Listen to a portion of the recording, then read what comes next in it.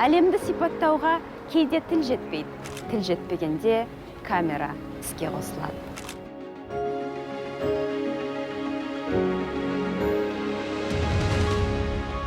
Камера операторлардың ғана емес, сиқырлы әлемге сығалайтын сіз бен біздің де көзіміз. Ендеше бүгін осы аспаптың аңысын аңдып, тілсіз баяндар мен кенепсіз суреттер әлеміне сапар шегеміз. Киноскоп бағдарламасына қош келдіңіздер.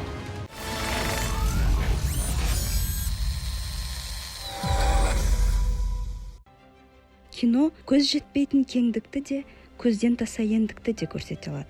Жаңа әлемдер есігін ашады, адам жанының тереңіне үңіледі. Киноның даңқы мен дақпыртын сырғанда не қалады? Оны бір көрген жанның жадында жазылып қалар бейнелер ғана.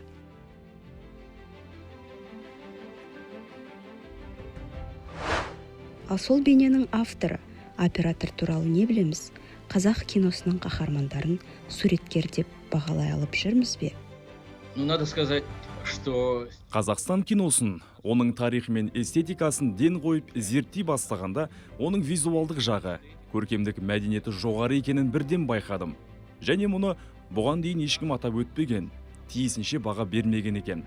Қазақстандық болсын, бұрынғы кеңестік болсын, сыншылар рецензияларында оған тиісті деңгейде мән бермеген. 50-ші жылдарға дейінгі алғашқы фильмдердің өзін алып қарайық. Мысалы, Шәкен Аймановтың «Дала қыз» сияқты фильмдер.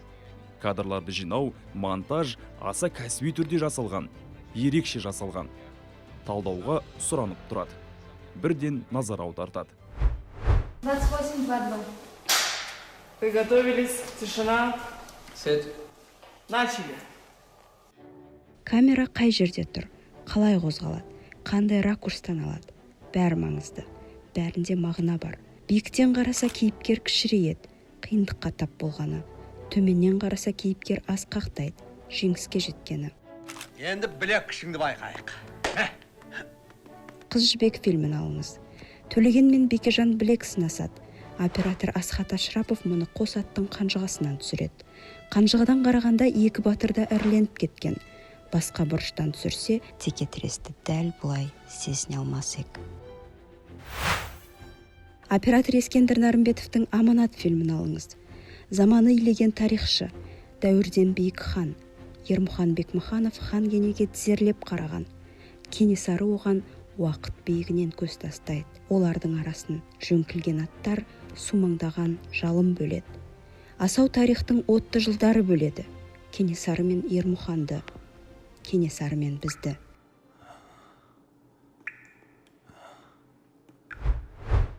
Нысанға алыс не жақындық арқылы камера сөйлейді. Жақыннан алса, кісінің бет жүз арқылы сөйлейді. Алыстан алса, адам мен әлемнің қарым-қатынасын сөз етпек. Кісі жүзінде жазылған сезімнің ізі, микроқимылдар арқылы жететін ішкі бұлқыныс, қуаныш пен мұң, іңкәрлік пен қызғаныш, мейірім мен менмендік. Біз өмір бойы адам жүзін оқумен өткіземіз. Адамның ойын, сезімін, ниетін дидарынан тануымыз келеді. Ірі план соған мүмкіндік береді.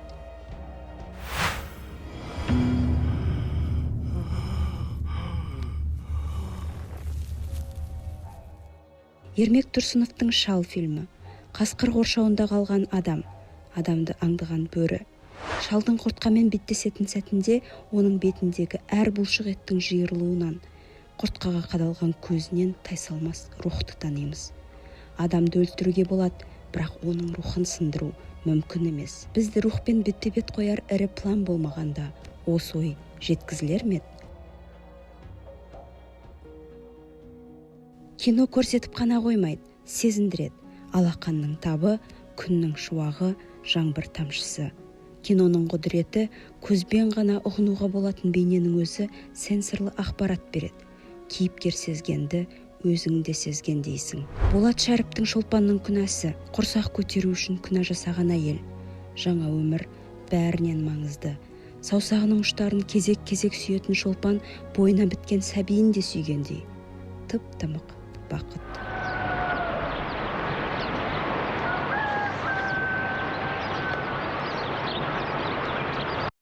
ірі план арқылы астарлы мағынада жеткізуге болады. Дәл осы Шолпанның күнәсі фильмінде Керегенің арғы жағынан түсірілген Шолпанның қатал қоғамның құрсауында қалса да батыл әрекетке бекінгенін көреміз. Аманат фильміндегі Ермұхан Бекмахановтың бейнеті от жалындар пердес арқылы түсіріледі. Екі күймек бір жанға әділет пе?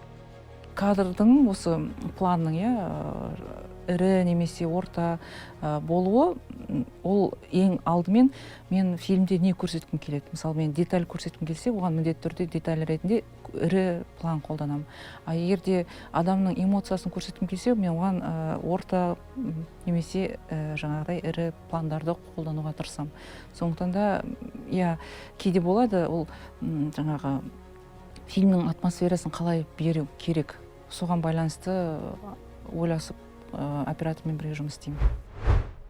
Орта план кеңістік пен қозғалыс туралы.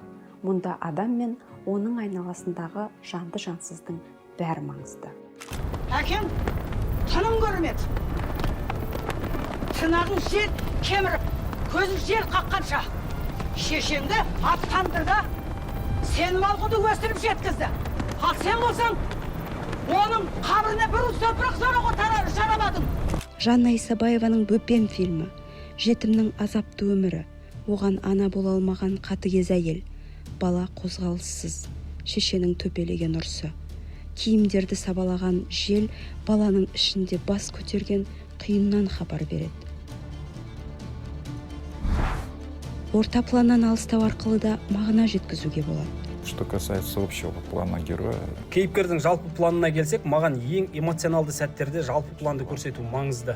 Өйткені меніңше актердің позасы, иығы, басының қалай тұрғаны, қалай бұрылғаны, кейіпкердің ішкі жағдайын беттің, көздің, қолдың ірі планынан гөрі анағұрлым тәуір сипаттайды.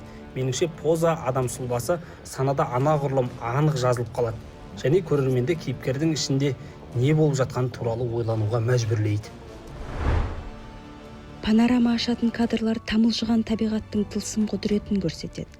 Ағаш сыбдыры, күн шуағы, тымық әлемнің мәңгі қозғалысы. Теренс Маликтің фильмдеріндегі ғаламат жалпы мен жалқының кезектесу арқылы беріледі. Андрей Тарковскийдің фильмдеріндегі поэзия табиғат тылсымын қалай жеткізеді? Кейде камера алыстау арқылы кейіпкер мен оның ортасы туралы әлдене айтады. Я в этом думал, потому что, вот скажем... 50-60 жылдардағы шабандоз қыз менің атым қожа фильмдерін алайық. Ол жерде тау деген той, сұлулық, күннің шуағы, әппақ қар. Осының бәрі Қазақстанға шақырып тұрғандай. Бәрі қазақ әлемінің ажырамас бөлігі. Алдыңғы пландағы көк майса қандай сұлу болса, алыстағы шыңдар Альпі сияқты сұлу. Асқар таулар кейіпкерлердің, мәселен, шабандоз қыздың бойына рух, асқақтық қосып тұрғандай. Мақтаныш оятады. Мұның бәрі біздікі деп тұрғандай бәрі асқақ. Ал керісінше, Байғазиннің Асланның сабақтары, яғни Уроки гармонии фильмінде тау қорқынышты. Ол алыс, суық, тіпті кері тебетіндей.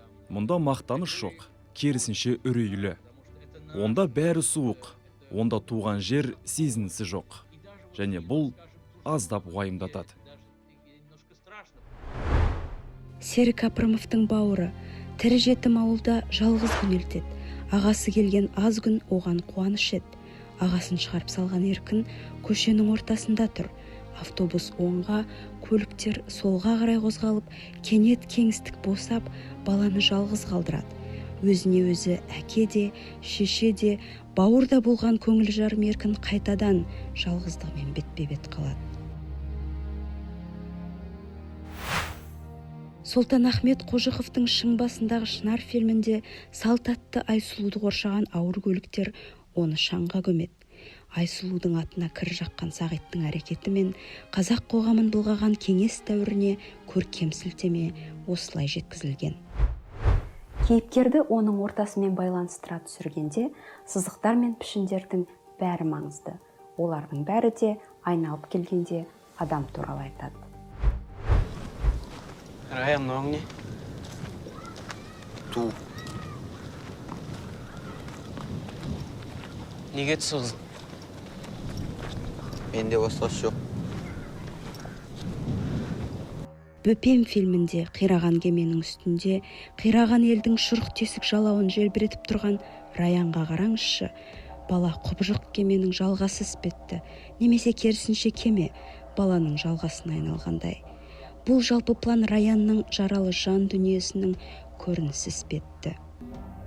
Бойся, а то простынешь, ночь прохладная. Давай согрею. Пустите! Не трогайте! Шың басындағы шынар, Айсұлудың сағи туысында қалып жаны қысылған сәті екі жартастың арасынан түсірілген. Қызыл анарда жұптың жарастығы бұзылған сәтте Анар мен Марат есік жиегінен түсіріледі. Екі бүйірден қысқан жақтау сияқты екі кейіпкер де жағдай тұтқыны. Ол жерде тақырып кішкене ауырлау болды да, осы Қызыл анардағы тақырып. Сондықтан да мен ол тақырыпты осы бір кадр арқылы, сол жерде болып жатқан атмосфера арқылы көрсеткім келді. Мысалы, Қызыл анар фильмінде өте әдемі көріністер арқылы адамның осы ішкі жан дүниесін қаншалықты қиын жағдай болмасын, ол сол бір әдемі кадр арқылы, әдемі атмосфера арқылы шығарғым келді. Сондықтан да осы Қызыл анар фильмінде кадр ерекше мәнге ие. Камераның өзі кейде ақыл есіне айналғандай, оның оқиғаға қатынасы да алыс жақындығынан белгілі. Әділхан Ержановтың «Штурм» фильмінде оғатыларда камера кенет артқа шегінеді, зорлық-зомбылыққа жақындағысы келмейді, алыстан қарайды.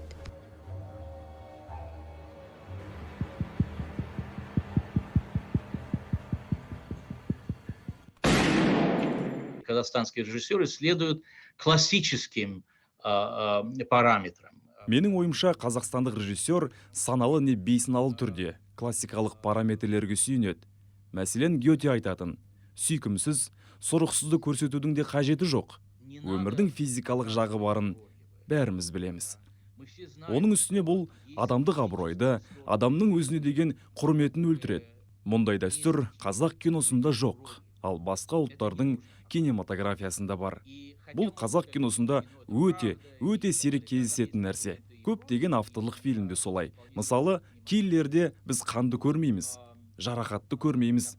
Шекерде де солай. Басты кейіпкер Алдияр ақшасын тартып алған полицияны өлтіреді. Біз өлтіргенін көрмейміз, тек қана естиміз.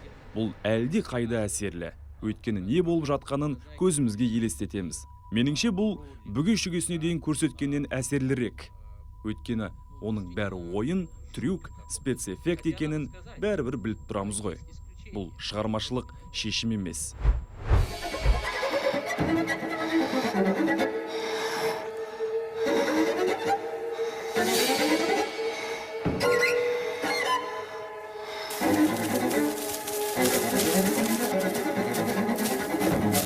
Ал кейде камера кейіпкер қозғалысын имитациялайды. Мысалы, «Шал» фильмінде біз тынымсыз камераны көреміз. Қар құрсаған жер, қурап қалған шөп, беймаза камера ажалмен беттесер шалдың күйі. Ал келесі бейберекет қозғалыс жортып келе жатқан қасқырдың көзі. Шешуші сәт алдында бойымызды мазасыздық билейді. Камера қозғалады, камера сөйлейді. Баяу қозғалса сыбырлайды, жылдам қозғалса айғай салады. Ол ақыл иесі.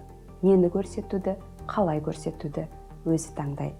Оқырман оның нұсқаған бағытына мұқият қарай білсе болғаны. Хичкок шеберлігінің сыры неде? Жансыз нысандарды түсіргенде де камера сөйлейді. Мынаған қара, мынаған назар аудар дейді. Камера қозғалысымен кейіпкердің сезінісін жеткізеді. Жүрегіміз өте қалды дейміз. Хичкоктың күдік көлеңкесінде Чарли ағасының қылмыскер екенін түсінген сәтте камера кенет көтеріліп кетеді.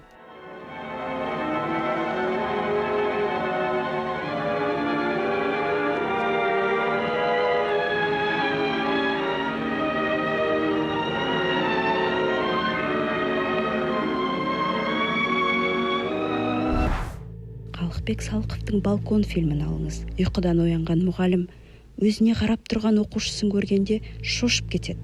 Камера кенет кейіпкерден бұрын ыршып түскен. Азулар фильмінде шериф судағы аласапыранның акула кесірінен екенін түсінгенде камера оған табан астында төніп барады. Вертиго эффектісі. Ал кейіпкерді айналдыра түсірсе беймазалық пен шиеленіс туады. Шың басындағы Шынар фильмінде Асхат Ашрапов Айсұлуды айналдыра түсіреді.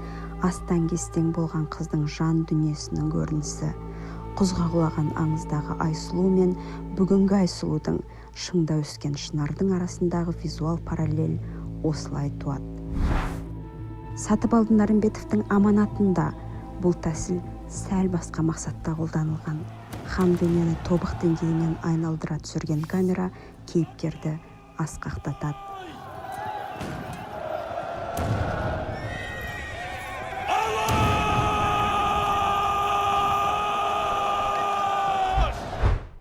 Кейде камера күрт жақындайды, не алыстайды. Кейіпкер ұлғайтылады, не кішірейтіледі. Бұл камераның сізбен тілдесуі. Кейіпкер туралы баян, не оқыс оқиға туралы ақпарат. Көзімнің қарасы фильмі. Озбыр жүйе мен нәзік баланың тұңғыш беттесуі. Ерке бала ескен бір түнде әкесінен ажыраған, жан жарасын суға жуған кішкентай адам. Зум объектив біртіндеп жалпы, сосын ірі планға ауысады. Бәрінің айтып тұрғаны ескен осылай есейді.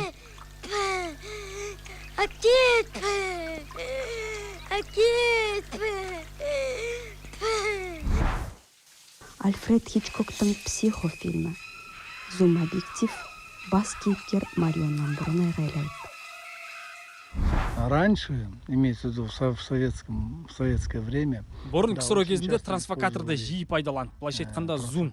Қазір жастар трансфокатор дегеннің не екенін білмейді. Зум десең бірден түсінеді. Трансфокатордың әр түрі болады. 5 реттік, 10 реттік. Бұл объективтерді қолдандық. Ол кезде кадр ішіндегі монтаж деп атайтын. Яғни жалпы планнан жалқыға өту. Онымен түсіргенде рельсті арбаларды қолдану қажет емес еді. Сондай эффект болатын. Кинода сән, киімнің сәні сияқты өз трендтері бар сала. Уақыт өте келе бұл трансфокатор сәннен шықты. Жақсы оптикалар пайда болды, объективті ауыстыра салатын болды. Кей кезде мен оны пайдаланамын. Бір детальдарды көрсету үшін, акцент жасау үшін күрт жақындатып көрсеткен кездеріміз болды. Абдолла Қарсақбаевтың балалық шақтың кермек дәмі. Зум объектив арқылы алдымен көршілер, сосын күләш, кезек жақындайды. Камераның тездетіңдер деп айғай салуы. Күләш, күләш! Ай, немене керең болып қалғансың ба? Ай, Мұхтар, әмір! Бар көмектесіңдер! Күләш! Ай, күләш! Жарқыным-ау, тұрсаңшы орныңнан! Суға кетіп көмусіз қаламыз ғой. Күләш опа, тұрыңыз тезірек. Камера кран көмегімен тігінен, я арба көмегімен көлденеңнен қозғалады.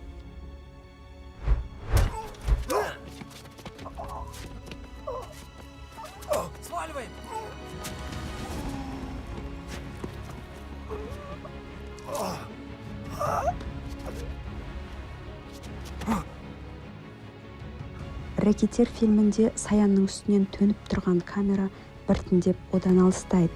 Тәнді тастап кеткен жан сияқты камерада қалықтап көтеріле берген. Вот и вся моя жизнь. Так, ничего особенного. Не знаю. Если бы был шанс прожить ее еще раз, жил бы я по-другому или нет, все равно. Что-то менять уже поздно. Чаша моя, видать, переполнилась. Маму жалко. Плакать будет. Жат фильмі, тағы да жетімнің зары. Баладан алыстайтын камера оны қайғысымен бетпе-бет қалдырады. Ілиястың мұңы меңіреу даланың мұңына айналады. Дүниеге бейжай қараған бұлттар арасындағы камераның көзқарасы Құдай сірә жоқ шығар деген бала ойын растағандай. Тілін түсінген адамға камера шешен, оператор суреткер.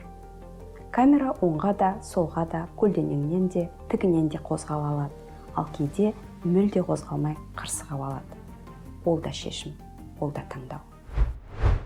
Может, вы помните, главный герой разговаривает с барменшей. Естеріңізде болса, Шытырманның бас кейіпкері бармен қызбен сөйлеседі. ол ылғи арқасымен ғана тұрады. Саптаяқтарды жуып, оған сыра құйып тұрады. Кейіпкер камераға қарсы отырады. О бастан сценарийде барменнің жүзі кадрда болмау керек деген шешім болды, бірақ соңында оны көрсететін кадрлар түсіруге тура келді. Тіпті бір эпизодтар ойлап таптық. Ал монтаж кезінде сценарийде жазғанның ең дұрыс шешім екені белгілі болды. Тіпті сценарийді білмейтіндер сырт көз оның жүзін неге көрсеттіңдер деді. Ақыры солай қалдырдық. Бармен қыз жалғыз кадрда, көрерменге арқасын беріп тұрады. Дауысы ғана жарқын шығады. Өте жақсы актриса. Сонымен сахнаның кілті табылды. Ал екінші жағынан актрисаның кадрда көрінбеуі өкінішті.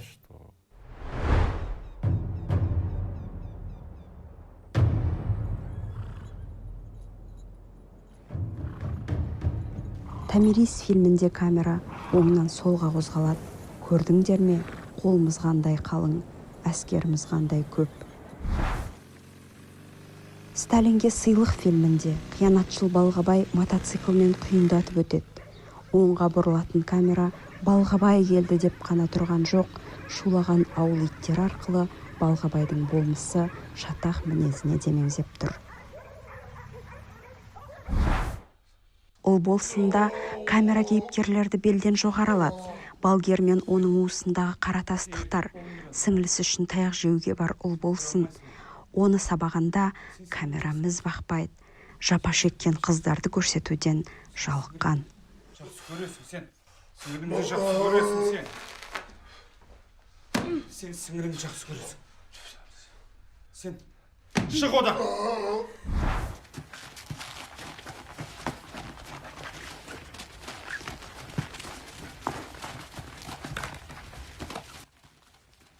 Эмир Байғазинның үйлесім сабақтары фильмінде де статикалық камера Асланның ауласының бір бұрышын ғана көрсетеді.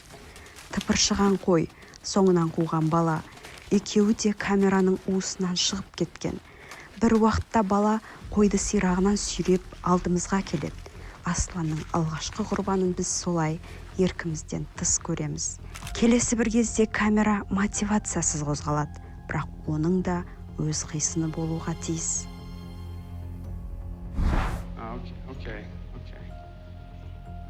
Такси жүргізушісі фильмінде объектив Роберт Де Нироның телефон әңгімесіне шыдамай қозғалып кетеді. Махаббатта жол болмаған кейіпкер үшін камераның өзі ұялатындай. Шығатын жері қайда мынаның? Кейде бейнені төңкеріп жеткізуге де болады. Оқиға қисынға бағынбаса, кейіпкер әлемінің аяғы аспаннан келсе, бұдан артық қандай шешім болуы мүмкін? Сталинге сыйлық фильмі, жан баласына қиянаты жоқ Домбровскийдің өлгені қандай орынсыз болса, бұл бейне де сондай. Вераның әлемі астан кестең болған сияқты, бұл көріністе төңкеріле түсірілген.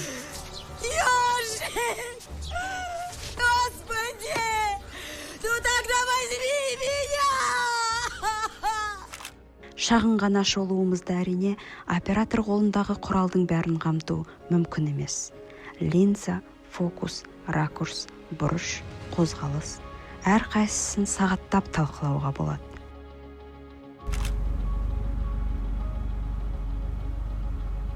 Қызыл анар фильмі. Анар алдыңғы планда, ал Марат фокустан тыс. Анар Құран оқып бетін сипайды. Марат шөп тістеп телефон ақтарып тұрады. Мараттың осы көрініске тікелей қатысы барын, бірақ рухани алыстығын оқимыз. Ол менің шешімім деп те айтсам болады, өйткені мен операторға айттым, осындай мизансценаны көріп тұрмын, қалай ойлайсың осындай қойсақ деп. Одан кейін ол осындай жаңағыдай фокуспен жұмыс істейік деген өзінің ойын айтты, сөйтіп екеуміз келісіп осындай сахна шығардық. Әр таңдаудың астарында мағына, әр сахнаны түсірудің шексіз мүмкіндігі бар. Қайсысын таңдаймыз? Және ең бастысы, неге? Қоюшы оператордың баяндау қисын аясында шешім табу шеберлігіне байланысты.